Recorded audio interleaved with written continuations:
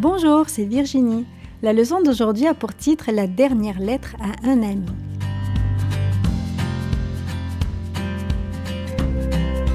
Le verset à mémoriser se trouve dans 2 Timothée 1, verset 8. « N'aie donc pas honte du témoignage à rendre à notre Seigneur. » Aimes-tu recevoir des nouvelles d'un ami qui habite loin? Paul écrivit une lettre à son ami Timothée qui lui manquait et lui demanda de venir le visiter.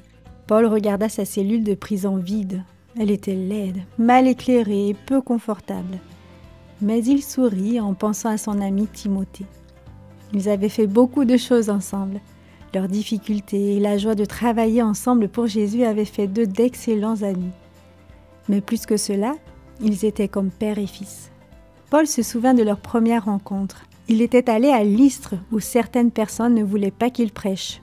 Ils le traînèrent hors de la ville et lui jetèrent des pierres. C'est alors qu'il rencontra Timothée. Quand Paul retourna à Lystre, Timothée était prêt à l'aider. Même s'il était encore un adolescent, il connaissait les Écritures. Le père de Timothée était grec. Eunice, sa mère, et Loïs, sa grand-mère, étaient des Juives chrétiennes. Elles avaient enseigné les Écritures à Timothée depuis qu'il était tout petit. Elles l'avaient encouragé à garder un cœur et des pensées pures. C'était leur éducation qui avait aidé Timothée à choisir de servir Dieu. Timothée devint l'assistant de Paul. Ils firent de longs voyages ensemble, affrontant 1000 difficultés. Et leur amour pour Jésus grandissait toujours. Et maintenant, Paul était en prison et Timothée travaillait à Éphèse. « J'ai envie d'écrire une lettre à Timothée, pensa Paul. J'aimerais tellement qu'il vienne me voir. Je sais que cela lui prendra beaucoup de temps pour venir ici, même s'il partait tout de suite. Plusieurs mois passeront probablement avant que je puisse le voir. Et qui sait, chaque jour qui passe, je pourrais perdre la vie. Mais je vais lui écrire et lui demander de venir quand même, et je lui laisserai mes instructions au cas où je disparaîtrais avant son arrivée. » Il commença à écrire. « Cher Timothée, tu as été pour moi comme un fils. Je souhaite que notre Seigneur Jésus-Christ te donne grâce, paix et miséricorde. Chaque jour, je prie et remercie Dieu pour toi. Ta foi ainsi que tout ce que tu as appris de ta mère et ta grand-mère me rendent si heureux.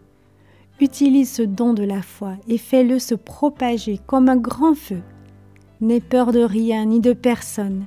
Si quelqu'un fait quelque chose de mal, dis-le lui. Utilise la puissance que Dieu t'a donnée. Dieu nous donne la force d'annoncer la bonne nouvelle à tout le monde. N'aie jamais honte de parler de Jésus aux gens. Prêche l'Évangile chaque fois que tu en as l'occasion. Utilise la Bible comme ton arme. N'écoute pas ce que disent les hommes.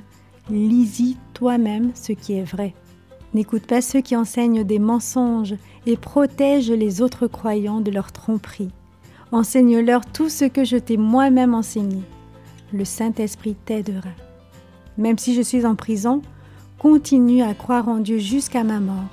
S'il te plaît, viens me voir dès que possible et apporte-moi mon manteau et mes livres. Méfie-toi de ceux qui m'ont fait du mal, ils risquent de t'en faire aussi. Salut nos amis de ma part. Que la grâce du Seigneur soit avec toi. Paul. La lettre de Paul a guidé et encouragé Timothée. Elle peut le faire aussi pour nous aujourd'hui.